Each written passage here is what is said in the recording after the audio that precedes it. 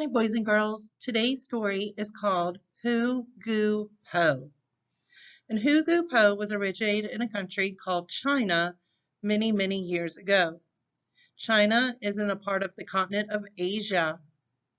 All right. And China is similar to the Little Red Riding Hood, which you heard previously. Even though there's some similarities, some things in the story will be different. So listen carefully to find out what is similar and what is different in this story. A long time ago in rural southern China, there lived a mother and her two young daughters. Ashing was the eldest daughter and Li Hai was the youngest. Ashing and Li Hai and their mother raised silkworms and sold their silk at a local market. One sunny fall morning, the girls' mother set off to the local market to sell the silk thread they had spun. However, on this particular occasion, she had decided to leave some silk thread behind so that she could make two new silk dresses for her daughters. Before the girls' mother left, she gave them strict instructions to stay inside the house. "Do not go outside," the mother said to the girls. "I have heard rumors that Hu Gu Po has come down into the foothills. She is a tiger that disguises herself as an old woman and tries to trick people. Please latch the door as soon as I leave." "We will not go outside," promised Asheen. "I will lock the door and we will spend our time cleaning the house." "We will be right here waiting for you," promised Lu Hai. And so the mother kissed her daughters and disappeared into the early morning mist that was rising up from the warm earth. Immediately the two girls set to work. They scrubbed the floor and dusted all the nooks and crannies of their small farmhouse. It was almost midday by the time they were finished. The sun was shining brightly and the birds were chirping loudly when the girls heard a knock on the door. "Do not answer the door," said Asheen to the young sister. I will find out who it is." Asheen stood in the front of the locked door and asked, "Who is there?" "Hello, my dear," said a voice that sounded as ancient as the hills. "I have been walking for many miles. I wonder, could you spare a cup of water?" Asheen was perplexed.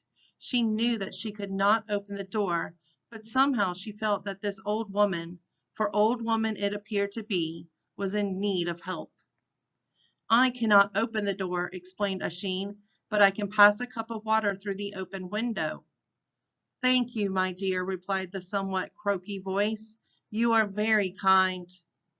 Asheen filled a cup of water from the bucket that contained drinking water from their well. "Here you are," she said as she passed the cup through the open window. The old woman now stood before the window.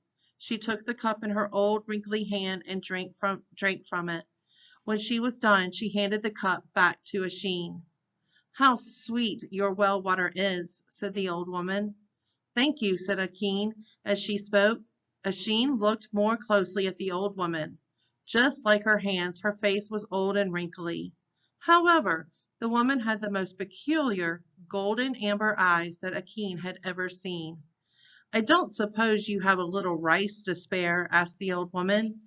As it appeared, Li Hao had just cooked rice for lunch.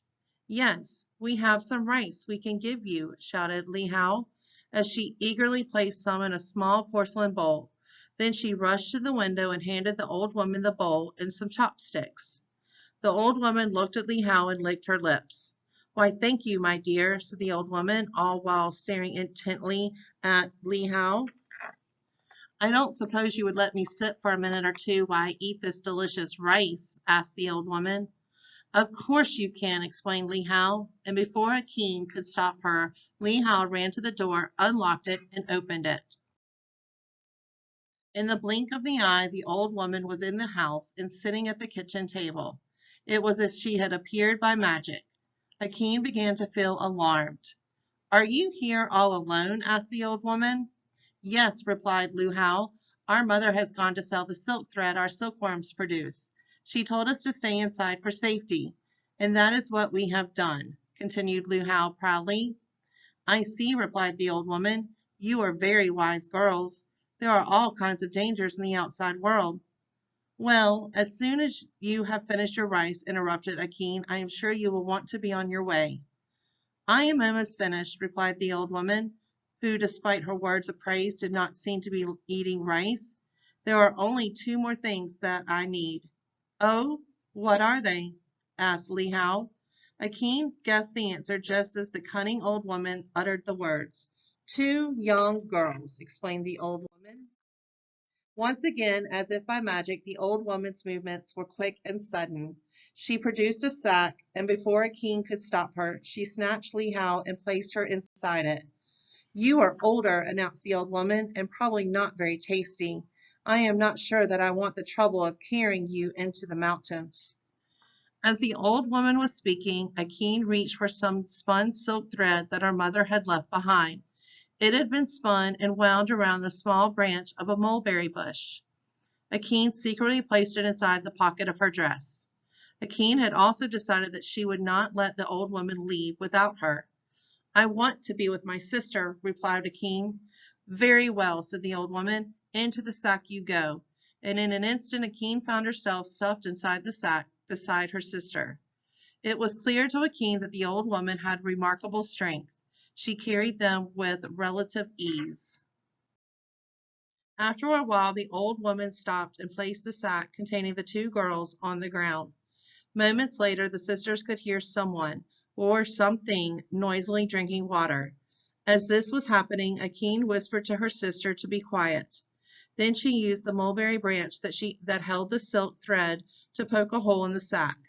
What she saw scared her half to death. Instead of an old woman, there was a tiger sitting on the edge of a large glistening lake. The old woman was really whoo po.